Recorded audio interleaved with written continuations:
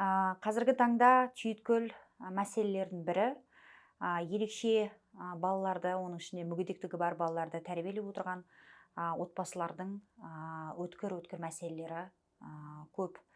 Адам білсе, естіп жатады, білмесе жаңағы бұл мәселені жалпы мемлекет тарапынан да өте көп көтеріп жатыр, себебі жылдан жылға олардың саны артып келе жатыр. Соның бірі біздің отбасы да ерекше баланы тәрбиелеп отырғандықтан бұл мәселеден біз алысқа кетіп қалған жоқпыз. Және де осы тағдырдың осындай сыйы болғандықтан басымызбен біз мойымай, себебі кез келген ата-ананың жауапкершілігі өзінің баласы үшін бірінші ата-анаға түседі. Сол себепті біздің мақсат осы нәрселерді дұрыс жеткізу, адамдардың сана сезімін ояту, осознанность дейді, осознанное родительство дейді. Өйткені қандай болмасын жағдайлар әртүрлі болады. Кез келген адамның басына, әсіресе отбасыларға. Бірақ баламыз үшін жауапты ең бірінші ата-ана болады. Содан кейін барып мемлекет.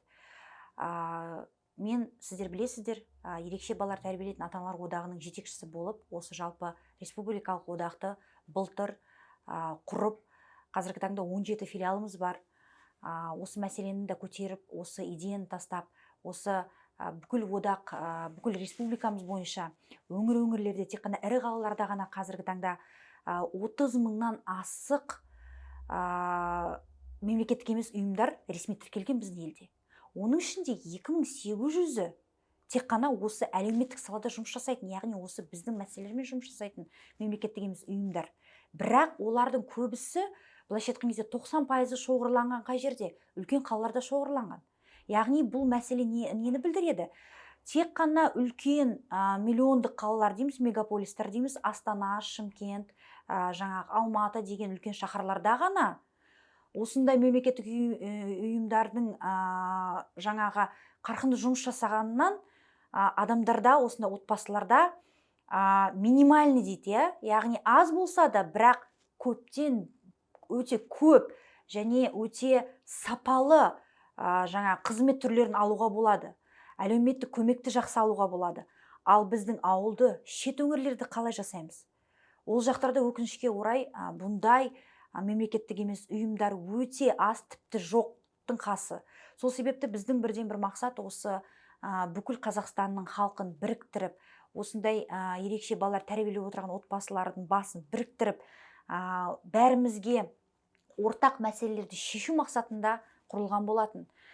Енді статистикаға келетін болсақ, жалпы неге мен айтып жатырмын, жылдан жылға өсіп жатыр бұндай балалардың саны, бұндай отбасылардың саны, себебі 2021 жылдың статистикасына сүйенетін болсақ, ресми 742 мың мүгедектер саны бар біздің Қазақстанда. Яғни бұл туғаннан 0 жастан бастап, жаңағы үлкен қарттарға дейін 742 мың.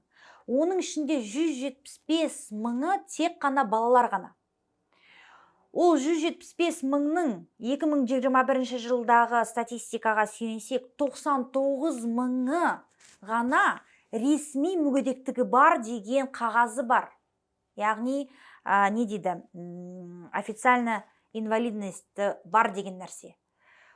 175 мыңның 99-ы ресми түрде болса, 76 мың ерекше ақаулықтар бар, денсаулығында балалар тіркелмеген мүгедектігі бар деп. Олар тек қана ПМПК-да, поликлиникада, өздерінің тұрғылықты жаңағы ауруханаларда тіркелген, тек қана ерекше қажеттілігі бар деп. Бірақ мүгедектік алуға олардың диагноздары келмейді. Олар көбінесе ЗРР дейді, задержка речевого развития дейді, яғни сөйлеуге ақаулықтар бар, кеш дамып жатқан балалар. ЗПРР дейді, задержка психоречевого развития дейді, яғни сөйлеу тежелуінен бөлек психикалық жаңағы кеш даму мәселелері деген. ОНР дейді, среднее или недоразвитие речи деген нәрсе бар. Одан бөлек жаңағы РАС деген диагноз бар, МКБ, яғни международный классификатор болезней ООН, конвенция ООН бойынша біздің мемлекетте жұмыс жасайтын бағдарлама бойынша РАС деген бұл жаңағы аутизм бір жағы, бірақ РАС деп белгіленсе, ол бойынша мүгедектік берілмейді. Мүгедектік берілетін диагноздар тізім осы мкб бойынша, мкб 10 бойынша жүргізіледі. Қазіргі таңда 2 жыл болды мкб 11 жаңа ООНның конвенциясына қабылданған международный классификатор, яғни халықаралық аурулардың классификатор жобасы, ол біздің Қазақстанда әлі ратификацияланған жоқ. Сол себепті ескі бағдарлама бойынша мүгедектікті жаңағы тағайындайды. Біздің соңғы жаңағы сұранысымыз бойынша жаңағы Национальный бюро статистики 2022 жылдың нәтижесі бойынша 105 мыңға жетті балалардың мүгедектігі. Өздеріңіз ойлап қараңыздаршы.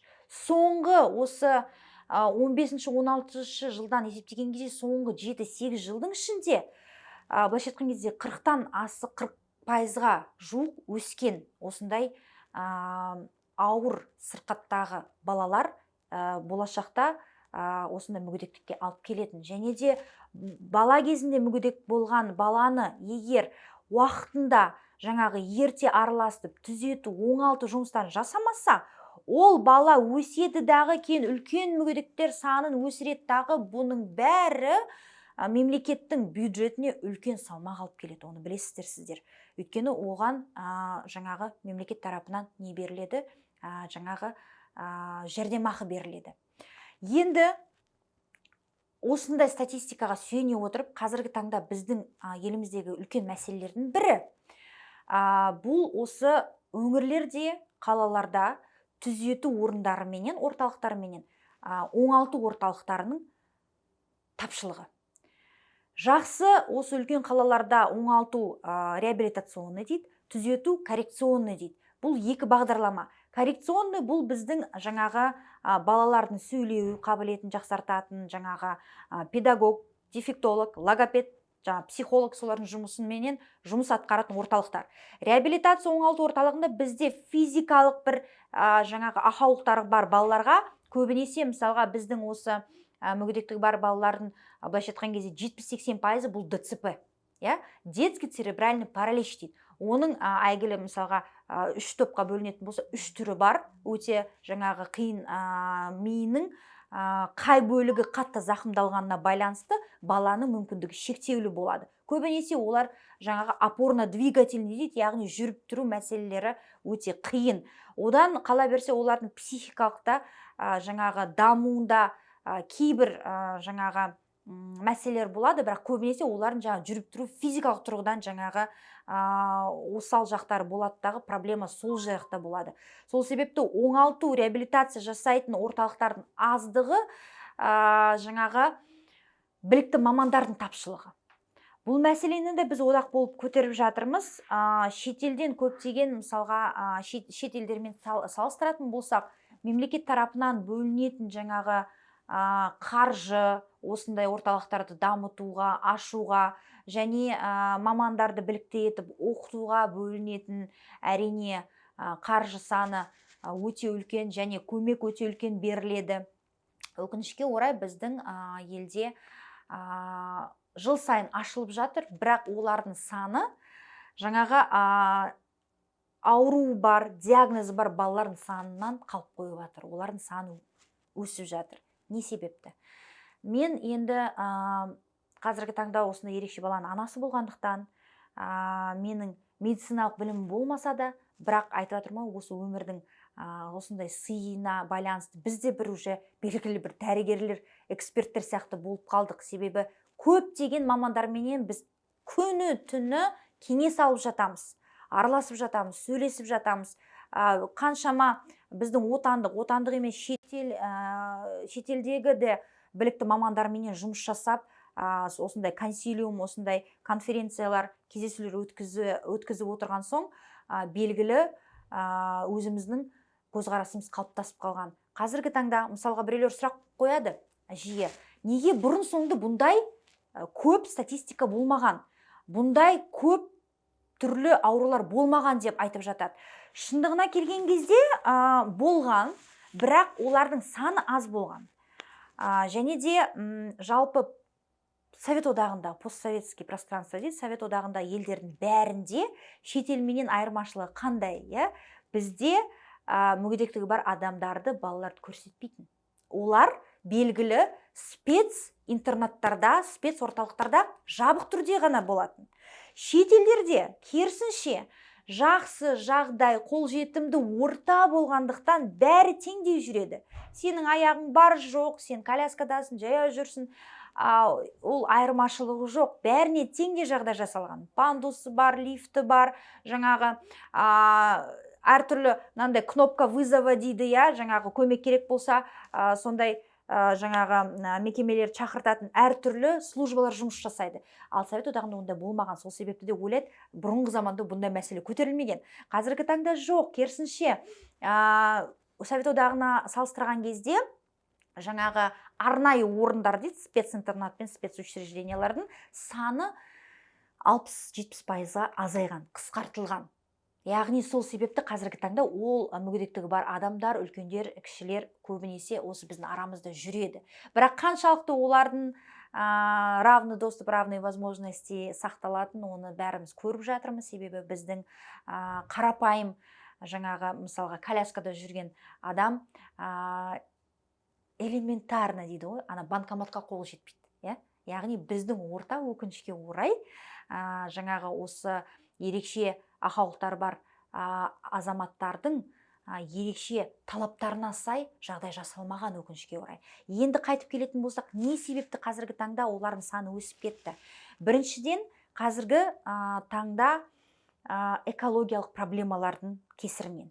Келесі, генно-модифицированный продукт дейді, яғни тамақтану, жаңағы тамақтардың, тамақ продукциясының сапасының генно-модифицированный деген, яғни көп жасанды, табиғи емес, химиялық қоспаларды қосатын болғандықтан, оны дәлелдеген, ол адамның геніне мутация жасауға кері әсер, кәдімгі тура әсерін беретін.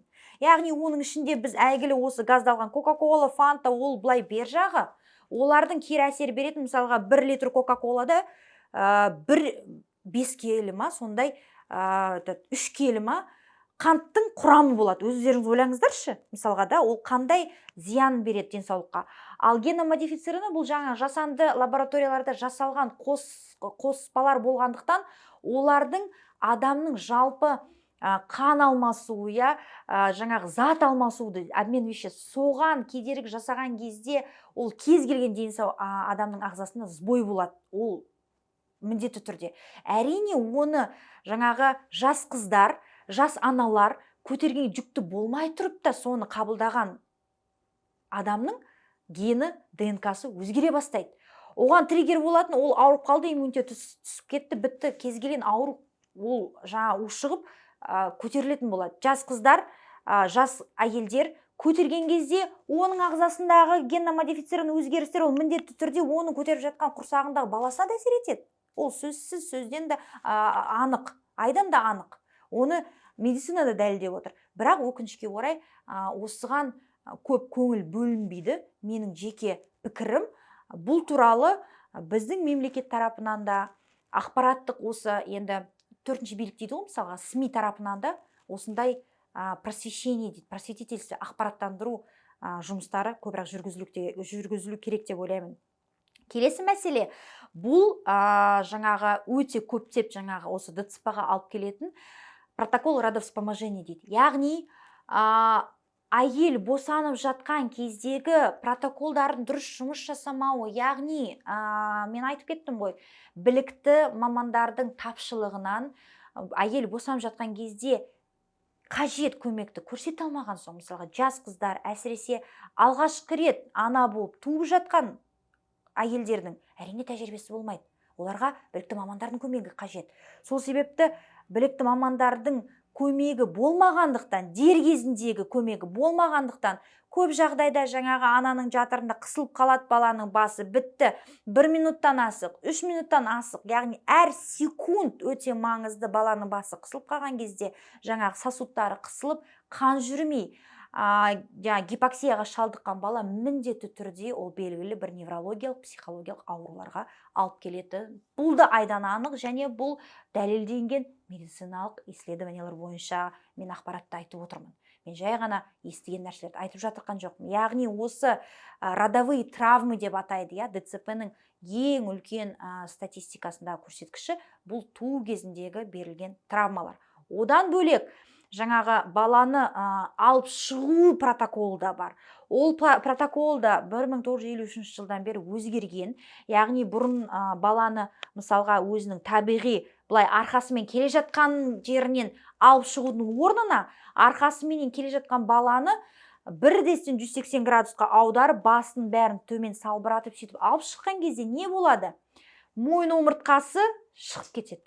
Шығып кіргеннің өзінде зажим болады, жаңағы сосудтары қысылады, басқа болады. Соның кесірінен балада тағы да неврологиялық, психологиялық, психикалық осындай ауытқуларға алып келетін осындай моменттер туады, өкінішке орай. Оны да дәлелдейтін көптеген халықаралық жаңағы исследованиялар бар, мақалалар бар. Мысалға Ресейде қазір есімнен шығып кетіп отыр. Міндетті түрде оны жазып айтамыз. Эксперимент жасаған бір жылдары бір жаңағы роддомда туылатын кезде жаңағы акушердің қасында остеопат деген мамандар болады. Остеопат, сосын жаңа неонатолог деген, баланың туылған кездегі протокол бойынша шкала Абгара деген бар. 9 шкала, яғни белгілі мысалға туыла салып, айқай шығарды, жылады, тынысы, температурасы, жаңағы барлығы өлшемдер бойынша жаңағы салыстырмалы түрде бала дені сау емес деп жаңағы қорытынды жасайды. Сол ғана. Ал мынау неонатолог пен остеопат болған жағдайда жаңағы егер подвывих позвоночника дейді, атланты кетіп қалды, оны тек қана сол остеопат маманы ғана біле алады. Оны ешқандай аппаратура жоқ көретін. Яғни сол моментте сол маман жаңағы баланың омыртқасын орнына қалпына келтіріп, басын жаңағы череп дейді ғой, орнына келтіріп, бүкіл жаңа көрсеткіштерін дұрыстаған кезде ана балада 100% шанс бар дені сау болып өсуіне. Және де сол эксперимент өткізген жаңағы роддомда сол бір жылдың ішінде жаңағы статистика кішірейген ғой, мүлдем вообще ешқандай вакцина салуға қарама-қайшылық жоқ деген бірде-бір бала болмаған ғой. Ал біздің келесі проблемамыз осында ауруларға алып келетін вакцина. Көбісі айтады, осы вакцинадан кейін балам ауырып қалды. Былайша қазіргі таңда ең шулы болып жатқан осы нәрсе. Біздің де баламыздың мәселесі осы вакцинадан кейін болды. Бірақ менің айтқым келгені, біз антиваксер емеспіз. Біз керісінше вакцина үшінбіз. Бірақ бұл жерде сауаттылығымызды ашуға біз міндеттіміз.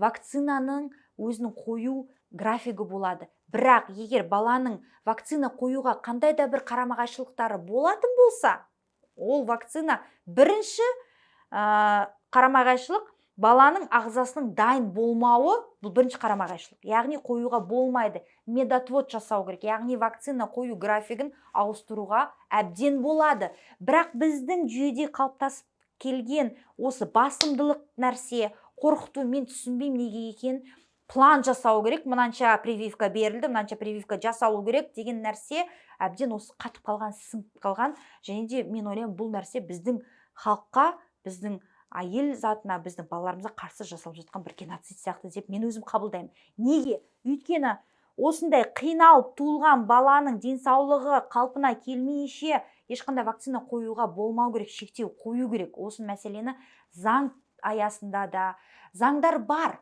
Бірақ олар жұмыс жасамайды. Жергілікті жерлерде, роддомдарда, жаңағы осындай жергілікті атқарушы органдарда жұмыс жасалмайды, өкінішке орай. Енді біздің де мәселеміз бойынша мысалға, мысал ретінде айтатын болсам, вакцина ол триггер. Яғни ол баланың ағзасындағы бар проблеманы қоздырып жібереді. Көрдіңіздер ме? Яғни вакцина аутизмға, немесе белгілі бір ЗПРР, РАС, ОНР, СДВГ, жаңағы органический пораженияға алып келмейді. Яғни вакцинадан тумайды ол нәрсе. Біреулер айтып жатады, ойбай, вакцинаның тяжелый металлы бар, басқасы бар. Бұның бәрі бос сандырақ. Яғни ғылыми түрде ол дәлелденбеген және ол дұрыс емес. Вакцина әрине вакцина дегеніміздің өзіне, ол сол белгілі бір вирустың бір микро дозасы бар. Яғни оның мақсаты не? Оның мақсаты адамның баланың ағзасына кірген кезде иммунитетті қоздырып, соған антитела болған кезде иммунный ответ дейді. Яғни өскен кезде, немесе кішкентай кезде ол бала белгілі сол вируспен ауырған кезде, оның жаңағы иммунитеті ответ береді дағы, ол тезірек одан сауығып кетеді. Яғни иммунизация протоколдары бұл өте қажет, үлкен эпидемия болып кетпеу үшін жалпы. Ал егер баланың ағзасында белгілі бір внутриутробный инфекция дейді, вирусные, жаңағы бұл жерден айтқым келгені, балаға вакцина салмас бұрын біздің скрининг протоколдарымыздың дұрыс жұмысын жасарту керек. Олар бұрынғы Совет одағынан бері келе жатқан скринингтер протоколдары ескіріп кеткен, соларды жаңғырту керек. Бізде қалай жасайды? Баланы алып келеді, жаңағы дене қызуын тексереді, температурасы бар ма жоқ па, тамағын көреді, қызыл болмаса болды, пачкалап салып тастай береді. Ол дұрыс емес. Баланы жіті тексеру керек, УЗИ жасату керек, УЗИ сосудов жасату керек, ЭГ жасату керек, бүкіл анализдерін тапсырту керек, биохимический, қан, басқа деген сияқты. Яғни өте жеті тексеру керек. Неге? Өйткені қазіргі заманның талабы сондай. Қазіргі заманның, айтып кеттім ғой, жаңа осы экология басқа да мәселелер болғандықтан, бұған өте үлкен көңіл аудару керек. Яғни сондай скринингтен өтпеген балаға вакцинаны қоюға болмайды. Өйткені 4-ші тармақтағы осындай мүгедектікке алып келетін жаңағы причиналардың бірі осы вакцинаны дұрыс емес кезде салғандықтан ауру бар, ақаулығы бар баланың ағзасындағы нәрсе қатты ушығып кетеді. Сол себепті де көптеген фактілер шығып жатыр. Вакцинадан кейін жаңағы бала тіпті өсімдік сияқты болып қалатын жағдайларда өте көп қазіргі таңда. Одан бөлек жалпы осы скрининг, диагностикалық скринингтерін дұрыс жасамау, ескіруі, орындарда дұрыс қолданбау, мысалға статистика бойынша айтып кететін болсам, қазіргі таңда мысалға слуховые скрининги дейді, мүлдем орындарда жасалынбайды. Біз одақ бойынша қазіргі таңда жаңағы исследование жүргізіп жатырмыз, опрос жүргізіп жатырмыз, қаншалықты осы мәселелер көтеріліп жатыр, сіздер білесіздер ме деген нәрселер. Және де осы диагнозды дәрігерлердің тарапынан сіздерге балаңыз диагноз жөнінде қалай хабарлап жатыр деген мәселелерді біз көтеріп жатырмыз. Сонымен тағы бір қызықты нәрсе, ата-анаға баласының диагнозын айту протоколы жоқ, хабарлау протоколы жоқ. Ресейде бар, басқа шетелдерде бар, бізде жоқ. Яғни сенің балаң туылған кезде, мысалға, егер синдром Дауна болып, оны сырттай келбетінен уже көрінген кезде, бірақ сен оны көрмейсің ғой. Оны саған просто былай бүйтіп айта салады. Одан бөлек білесіздер ме қандай қысым жасайды? Сен ол баладан бас тарта сал. Саған не керек ондай ауру бала? Яғни психологиялық тұрғыдан байғұс жас балаға, жас анаға қандай ауыр болып тиетін, бұл жерде мен сіздерге айтайын, адамның құқығы тапталып жатыр, моральдық этика бұзылып жатыр, иә? Бұдан ешкім сақтандырылмаған ғой. Сол себептен де көп отбасылар да айырылысып жатыр. Расында да көп балалар тастанды болып жатыр. Дұрыс көмек, қолдау көрсетілмегендіктен. Осы мәселені біз көтеріп жатырмыз, бұндай протоколды енгізу керек. Енді қайтып осы мүгедектікке алып келетін тағы және мүгедектіктің саны неден өсетінге қайтып келетін болсақ, жаңағы мүгедектікті тудыратын мәселелерді айттым. Енді олардың санын өсіртетін мәселелердің бірі бұл ерте диагностика скринингтерінің дұрыс жасамауы. Кей жерлерде мүлдем ондай жоқ. Яғни баланың дамуындағы белгілі бір кезеңдер болады. Баланың туғаннан 1 жасқа дейінгі даму кезеңінде, мысалға, 2 айға жетер-жетпес бала, ол жаңағы сөйлеген кезде, айтқан кезде көзіменен қарау керек деген сияқты, есту керек, егер құлағы дұрыс еститін болса деген сияқты, шыңғырлаққа қарау керек деген сияқты, 3-4 айынан асқан кезде өзі домалау керек, 5-6 айға келген кезде отыруға әрекет жасау керек деген сияқты белгілі бір календарный план развития дейді, әр баланың кезеңіне байланысты жаңағы даму этаптары болады. Сол себепті бала туыла сала сол этаптарға сай келмеген болса, шак дейді, 1-3 айдағы қалып кетіп жатқан жаңағы нәрселерді байқайтын болса ана, демек бір ақаулығы барын рискі бұл. Көрдіңіздер ма? Егер поликлиникада патронажды медсестралар 1 жылға дейін баланы толық қарау керек. Егер олар дұрыс жұмысын атқарса, баладағы сонда ақаулықтар жарайды, ана жас ана болып оны байқамай қалды десек, бірақ білікті мамандар 1 жылға дейін скрининг жасайды балаға, 1 жасқа дейінгі балаға. Олар осыны байқаған кезде бірдестен подключать ету керек жаңағы мамандарды, массажистерді, жаңағы психолог, массажистер, логопедтерді, сосын жаңағы реабилитолог, остеопат, сонда мамандарды қосып жұмылдырған кезде ана баланы ертірақ біз алып шыға аламыз. Яғни бірінші мәселе осы мүгедектердің саны өсіп жатқан балалардың ерте скрининг пен диагностиканың дұрыс жұмыс жасамау. Кей жерлерде мүлдем жоқтығы. Яғни айқындайтын. Осы скрининг диагностика арқылы сен түсінесің, что сенің балаңда бір ақаулық бар. Яғни оған қосымша бір жәрдем беру керек деген сияқты. Екінші мәселе, мынау диагностика скрининг егер дұрыс жұмыс жасап, сенің балаңда мынандай ақаулық бар деп белгілі бір мысалы диагноз қойып жаңағы қорытынды жасағаннан кейін раннее вмешательство дейді. Ерте араласу бағдарламалар мүлдем жұмыс істемей келген. Қазіргі таңда бізде дорожный карта, Аллаға шүкір, былтырдан бастап жұмыс жасап жатыр. Көп орталықтарда, бірақ қайтадан мен айтайын, бұл үлкен қалаларда ғана бар мүмкіндік. Өкінішке орай кішкентай қалаларда, облыстарда, аймақтарда бұндай әлі қашан жететін білмеймін, бір Аллаға ғана мәлім шығар. Бірақ ерте араласудың арқасында, жаңағы балаға көмек беру арқасында оңалту, түзету орталықтарына ертерек алып барып, ертерек мамандармен жұмыс жасататын болса, сен ана баланың шансын көтересің, оны дені сау балалардың қатарына қосып жіберуге. Көрдіңіздер ма? Және де үшінші осы жердегі мәселе осы білікті мамандардың жұмыс жасау тәсілдері менен тәжірибелері. Өйткені көптеген қазіргі таңда түзету бағдарламалардың 10 шақты түрі бар. Олардың альтернативті түрін дұрыс таңдай білетін мамандар ғана жүйелі көмек бере алады. Оның ішінде әйгілі мысалы аботерапия деп айтады бәрі, иә. Бұл жаңағы баланың жүріп тұрғанына, мінез құлқына, жаңағы ақпарат қабылдауына, өзін ұстауына байланысты жаңағы бағдарламаны құратақ, сол баламен жұмыс жасайды. Бірақ оның басты мотиві, жаңағы мотивациясы балаға тамақ беру арқылы. Яғни бала мысалға күлші немесе тәтті жақсы көретін болса, сен мынаны қайтала деп, жаңағы дрессировать етіп, ол бала соны істегеннен кейін жаңағы жақсы көретін нәрсесін береді. Оны біреулер жаңағы дрессура деп атайды. Негізінде бұл өте керемет бағдарлама, методика, әдістеме. Осында ерекше балалармен жұмыс жасайтын, бірақ белгілі бір диагноздармен, белгілі бір жаста және нақты жақсы білікті мамандардың қолында ғана бұл мықты методика бола алады. Өкінішке орай аботерапия ол инвалидизацияға да керісінше алып келуі де мүмкін. Сол себепті де осы ата-аналардың да мамандардың да біліктілігін көтеру үшін біздің бірден бір көтеріп жатқан үлкен мәселелеріміз мемлекет тарапынан ақша бөлінсе екен.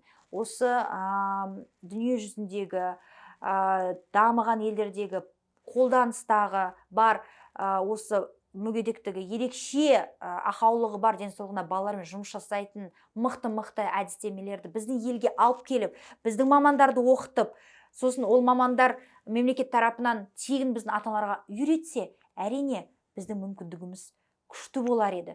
Біздің ұлтымыз дені сау болар еді. Өйткені біздің ұлтымыздың болашағы бұл біздің кішкентай балаларымыз. Сол себепті де қазіргі таңда осы мәселелерді көтеру керек. Осы біздің одақтың бірден бір мақсаты, одақты құрған 10 ата-ана, 10 түрлі диагноз бар балалардың ата-анасы. Яғни бұл бірінші осы родительская организация дейді. Яғни осы біз заңды тұлға болып, мемлекетпен теңдей болып, конструктивті диалог құра отырып, өйткені біз осы нәрсемен күніге өмір сүріп жатқан соң, біздің былайша айтқанда шынайы қажеттілігімізді біз ғана айта аламыз.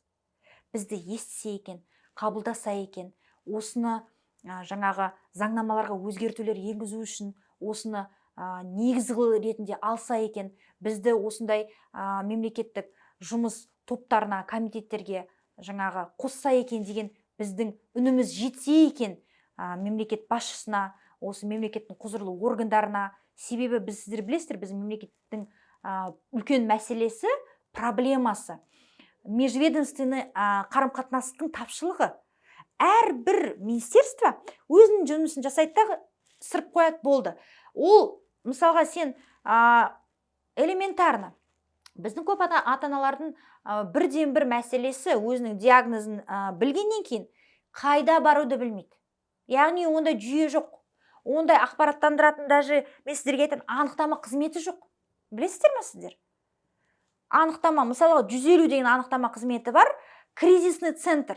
Яғни зорлық зомбылыққа тап болған, қиындықтағы болған әйелдерге психологиялық онлайн бірінші психологиялық көмек көрсететін біздің анықтама 150 деген номер бар. Ал осындай диагнозға тапшы болған әйелдер хабарласып білет, мен қай дәрігерге барайын, не істейін, қай түзету орталығына апарайын, қай оңалту орталығына апарайын, не істеймін енді мына баламен деген сұрақтарына жауап алатын орын жоқ, өкінішке орай. Сол себепті осы былайша айтқанда мемлекеттің жұмысын осы біздің одақ атқарып жатыр. Қазіргі таңда 136 WhatsApp чатымыз бар, 18 диагнозбенен. Мен сіздерге айтайын, денсаулық сақтау министрлігінде бір 14 па 12 ма нозология дейді диагноз бар. Яғни олар тіпті қазіргі таңдағы біздің аналардың, балалардың диагноз барын білмейді де. Бізде 18-ден астам диагноздар бар. Оның статистиканың бәрін біз көре аламыз ашық түрде. Біз кәдімгі осы WhatsApp чаттар арқылы опрос жібереміз, ата-аналар өздері толтырады, документтерін жібереді, осындай ауруы бар екен деп. Олар шетелдерге барып ген анализдер тапсырып, сондай редкий жаңағы орфанный заболевание, ол тек қана сыма емес. Оның ішінде синдром Ангельмана дейді, синдром Веста дейді, тағы басқа көптеген диагноздар түрі бар. Оларға қандай жәрдем жасалып жатыр? Қайдан, кімнен көмек аламыз? Одан кейінгі мәселе әрине бұл мүгедектікті қалай рәсімдейміз? Анықтама қызметі жоқ. Мысалға оны Министерство труда и соцзащиты жасайтын болса, бірақ оның диагнозын қорытынды жасайтын Министерство здравоохранения. Яғни екі министерство бірігіп жасайтын мәселені сен бір орталықтан, бір анықтамадан сен звондап біле алмайсың, ала алмайсың. Байқұс ата-ана, біз содан өттік. Сол себепті мен бұл туралы ашық айта бере аламын. Қалай бар, солай тіке айта берем. Сен барып бір жерден анықтама ала алмайсың. Қай жерден қандай справка алып жинауың керексің. Бұл былайша айтқан кезде анау орыс чаттарда айтып жатады. Получить инвалидность — это пройти целый квест дейді. Пройти медные трубы, огонь и воду дейді. Ол рас. Сені ана есіктен мына есікке, ана маманнан мына маманға уақытың өтіп кетті, очередің жоқ, басқа жоқ. Біз схеманы білесіздер. Ақсыз жаңағы ОСМС бойынша сен терапевтке барасың, талон аласың, сен бір мамандарға бару үшін апталап күнде өтесің. Одан бөлек мен сіздерге біздің одақтағы, біздің ата-аналардың арасында болып жатқан бір мәселені айта кетейін. Мысалға, синдром Дауна деген бар. Бұл жаңа хромосомный нарушение болғаннан кейін, генетикалық ауру болғаннан кейін, бірақ оны туыла сала баланы сырт келбетінен көріп байқауға болады. Бірақ инвалидность, жаңа мүгедектік тағайындалады, тек қана сен анализ на кариотип, ген анализді әкелген кезде. Яғни роддомда туыла салысымен баладан сол анализді алады да жібереді дағы, ол Россияда жасалатын анализ, бізде жасалынбайды ол анализ. 2 айдан кейін келген кезде, синдром Дауна подтверждать еткен кезде автоматты түрде инвалидность алу керек. Ал біздің өкінішке орай ата-аналар осы бюрократиялық тосқауылдардың кесірінен 1 жылға дейін аламай жүреді. 1 жылға дейін ана баланың реабилитациясымен ешкім айналыспайды. Ол балаларда өте қиын жаңағы, олар уақытында басында ұстай алмайды, көтере алмайды, даже ем алмайды дұрыстап мысалға да. Бала өте қиын жағдайда. Ақшасы барлар, Аллаға шүкір, оларда мүмкіндік бар. Осы қиын проблеманы жеңілдетуге ақшаның арқасында жаңағы ақыл мамандардың көмегіне жүгінуге. Ал бізде өкінішке орай 80%-дан асық орта деп айта алмаймыз. Ортадан төмен отбасылар. Өкінішке орай біздің осы ОСМС жүйесі бойынша көптеген қызметтер түрі және анализдер кірмейді. Бірде-бір генетикалық анализ тегін емес, ақылы түрде. Тағысын айта берсем, шыны керек, бізде мемлекетке ұсыныс жасаған 17 параққа біздің одағымыздың жобасы бар. Жаңағы пункт бойынша денсаулық сақтау саласына байланысты, білім саласына байланысты, әлеуметтік қолдау саласына байланысты, яғни біздің осы мәселемізге қол ұшын бере алатын және кімге қатысты, кімге байланысты осы ведомстволардың бәріне біз бұл мәселелерді көтеріп жатырмыз, жіберіп жатырмыз. Әрине, Кейбіреулері еленсе, кейбіреулері еленбей жатыр. Себебі біздің қоғамдағы менің үлкен осы жанымның, жүрегімнің езіліп ауыратын мәселесі, бізде бірлік жоқ. Біздің осы одағымыздың құру мақсаты бүкіл қазіргі таңда осы мемлекеттік емес ұйымдарды басқарып отырған адамдарға, осы ерекше балалар тәрбиелеп отырған, өздеріңіз ойлаңыздар, 175 мың отбасы қайда? Біздің қазіргі таңда одағымызда бір 4-5 мыңның аржақ бер жағы. Басқалар қайда? 170 мыңы қайда олар? Оны ешкім, олар шықпайды, айтпайды. Бізде мынау елде тағы біздің ұлтымызда енді осындай бір ұят мәселесі бар ғой, өкінішке орай қазіргі адамның қажеттілігінен басым болып кеткен нәрседе, ел естімесін, жұрт естімесін, туысым естімесін, ұят болып қалады. Как будто осындай бала туылып, немесе осындай баласы өсіп жатқан ана бір бракованная сияқты. Осындай нәрсе стереотип қалыптасып кеткен. Сол себепті де адамдар бірікпейді, айтпайды, бөліспейді. Біздің үлкен мәселеміз инклюзияның жоқтығы. Инклюзия деген ол не нәрсе? Көбісі біздің елде ойлайды, инклюзия деген бұл тек қана мүгедектік туралы. Жоқ. Инклюзия деген үлкен қолданыста в широком смысле, инклюзия термині бұл inclusion, включать, яғни қосу дейді. Яғни бұл ерекше қажеттілігі бар, ерекше жаңағы ақаулықтары бар, балалардың, үлкендердің, адамдардың қажетіне сай ортаны құру, жағдай жасау. Ол ортаны құру, жағдай жасау тек қана біз ата-аналарға ғана емес қой, ол мемлекетте тұратын әрбір азаматтың міндеті деп ойлаймын. Әрбір госорганның міндеті деп ойлаймын. Яғни кез келген мысалға ерекше емес адамдардың өзі, біреу тәттіні жақсы көреді, біреу әшін жақсы көреді, дұрыс па? Біреу ұйқыны жақсы көреді, біреу басқа нәрсені жақсы көреді. Яғни әр адам туа, ол ерекше бір қасиеттерге тән, ерекше таланты бар деген сияқты. Бірақ сен мысалға христиан дініндесің, мен ислам дініндемін, немесе мен жаңағы мынау жаңағы авторды оқимын, сен мына авторды оқымайсың, мен сенімен жүрмеймін деген нәрсе жоқ қой, дұрыс па? Яғни бәріне теңдей қарау дейді. Равные возможности, равный доступ деген осы нәрсені білдіреді. Инклюзия деген сол нәрсе. Осы нәрсені жеткізудің өзінде де біз көптеген жаңағы ұсыныстар жасап жатырмыз, жасадық та, жаңағы қоғамдық даму мен ақпарат министрлігіне де осы неге біздің теледидар арқылы, СМИ арқылы, біздің журналистер арқылы осы ақпарат неге тарамайды? Қандай аурулар осындайға алып келеді? Яғни профилактика жолдарын жасамаймыз. Неге біз ақпараттандырмаймыз? Біздің одағымыздың күшті девизі бар. Слоган дейді, девизі басқа. Слоган деген біздің ерекше балалар жұқпалы емес. Наши особенные дети не заразны. Біздің ерекше балаларымыз қорқынышты емес, они не страшны. Және бұдан ешкім сақтандырылмаған. Кез келген адам келе жатып машина қақып кетсе, аяғын сынса, бітті, ол мүгедек болады. Көрдіңіздер ма? Осыны біз насихаттауымыз керекпіз. Осыны біз дұрыс жеткізуіміз керекпіз. Бұндай балалар, бұндай адамдардың біздің өмірімізге келетін себебі бірден бір мен сіздерге айтайын. Сол өздері арқылы ата-анасын өзгерту, көршісін өзгерту, қоғамды өзгерту. Өйткені біздің жүрегіміз тас болмай, керісінше мейірімділікке, махаббатқа, қабылдауға, сенімділікке, имандылыққа толы болсын деп беріледі бұндай балалар. Ал егер біз осы капитализм соңынан қуып, әркім өз уәжін ойлап тек қана моя хата с краю, меня это пока не коснулось, меня это не коснется деген нәрсе ол болмайды. Ол нәрсе болса, бізде өкінішке орай даму болмайды. Біз армандағандай Қазақстан халқы ешқашан топ 50, топ 100 дамыған елдердің арасына ешқашан кіре алмаймыз, егер бұндай нәрсені біз тоқтатпасақ. Сондықтан менің айтып жатырмын, жан айқайым, біз бәріміз бірігуіміз керекпіз. Осы инклюзивті бәрін бірдей Алланың сүйікті, сүйген, жақсы жаратылысы ретінде қабылдауға бірін-бірімізді сөкпей, жамандамай. Анау қазақта баяғыдан айтып келе жатқан нәрсе бар ғой, адамның ұлы қасиетінің бірі дейді, жаман жасырып, жақсыны асыру дейді. Сонда адам өседі, өнеді. Сондай мәселелерді көтеру, көмектесу, және де осы мемлекет тарапынан да осындай бастамаларға қолдау болса, ол нұрдан нұр болар еді. Сондықтан басқа да сұрақтарыңыз болып жатса, әрі қарай бұл мәселелерді көтере жатамыз деген мен сенімдемін. Бауыржан мырзаға үлкен рахмет. Осындай көңіл бөліп, осындай түйткіл мәселелерге көңіл бөліп жатқан. Өйткені жаңағы ең жанымыздың айқайының тағы бірі, және уайымыздың бірі, қайғымыздың бірі.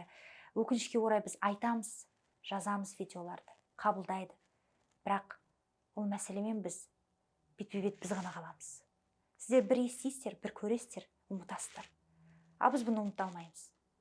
Біз келеміз, біз баламызды көреміз, біз бұны 24-те 7 өмір сүреміз. Өзіміз былайша айтқан кезде біздің шайқасымыз болып қала береді. Сол себепті осы тек қана осындай бір эмоционалды үндеу, осындай бір видео, бір материал, мен былтырдан бері бір 10 шақты интервью беріп тастадым, газеттерге де, журналдарға да, осы мәселе. Бірақ сол айтылған жерде қалып қойып жатыр, өкінішке орай. Сол себепті осындай мен сияқты аналарды, біздің одақ сияқты осындай ұйымдарға көмектесіп, қолдау көрсетіп, көмектесем дейтін жандар болатын болса, біз әр уақытта ашықпыз. Өйткені бірігіп қана, біз біргеміз деген құры слоган болмай, бірігіп қана осы еліміздің жарқын болашағы үшін бірге жұмыс жасасақ, алғысымыз шексіз болады негізінде. Біздің тағы бір девизіміз, мен қасыңда емеспін, мен сенімен біргемін деген. Мы не рядом, мы вместе деген нәрсе. Сондықтан бірігейік, ортақ мәселемізді оңтайлы шешілуіне бар жұмысымызды, бар жігерімізді, қуатымызды қосайық. Целый день. Про свою боль могу много говорить. Құрметті мені көріп жатқан ата-аналар, достар, қайырымды жандар, бизнес саласында жүрген үлкен алыптарымыз, егер осы видеоны көріп қалған болсаңыздар, біздің одақтан, менің өзімнің атымнан айтарым бар. Осы біздің Қазақстанымыз өркениетті, дамыған елдер қатарына қосылса, бұл бәрімізге бақыт болады әрине. Бірақ ол қосылу әрине бұл біздің азаматтарымызға байланысты, денсаулығымызға байланысты. Сол себепті осы денсаулығында ақаулықтар бар, балалардың болашағы қандай болатыны, егер қазіргі таңда олардың саны өсіп жатса, болашақ олар үлкен азаматтар, біздің болашақ ұлтымыздың жағдайы қандай болады? Қасіретті болуы мүмкін. Соның алдын алу үшін мен сіздерге бір өтінішім бар. Мүмкіндіктеріңіз болса, осындай қазіргі таңда жетіспейтін тапшы түзету оңалту орталықтарын ашуға көңілі бар, желаниясы бар, ашамын дейтін жаңағы патриот адамдар болса, бізге хабарлассаңыздар, бірге қосылып осы мәселелерді шешсек. Өйткені үлкен алып қалалардың өзінде де осы қазіргі таңда өте көп 70-80% жекеменшік орталықтар, бірақ олар көтере алмай жатыр осыншалықты көп сандағы ауру балаларды. Оларменен жұмыс жасайтын білікті мамандарды өсіруіміз керекпіз, оқытуымыз керекпіз. Олардың бірден бір біздің ұсынысымыз осы ата-аналар тарапынан. Бізде қаншама ата-аналар балалармен отыр үйлерінде жұмыс жасамайды. Бірақ олар тәжірибе жүзінде білікті мамандар. Бірақ қағаз жүзінде оларда сертификат дипломдары жоқ. Біздің бірден бір ұсынысымыз соларды оқытып, соларға білім беріп, осы реабилитолог, дефектолог, логопед мамандықтарын ала отырып, олар да мемлекет тарапынан көмек алып, ауыл-ауылдарда, өңірлерде осында орталықтарды ашса екен деген біздің жоспарларымыз, жобаларымыз бар. Соларды бірігіп іске асырсақ, нұрдан нұр болар еді. Біреудің қаржысы бар, бірақ бизнес жоспары жоқ. Бір кәсіп жасағысы келеді, ақшасы бар, бірақ идеясы жоқ деген сияқты. Сондықтан мен шақырамын осындай ақшасы барлар, идея іздеп жүрген, жоба іздеп жүрген, осындай ұлтыма, еліме, осындай отбасыларға жәрдем берем дейтін адамдарға болатын болса, біздің есігіміз ашық, жобаны көрсетеміз, жолды көрсетеміз, статистиканы береміз, қалай дұрыс жасауды үйретеміз. Бірігіп осында орталықтар санын көбейтсек, ол орталықтарда істейтін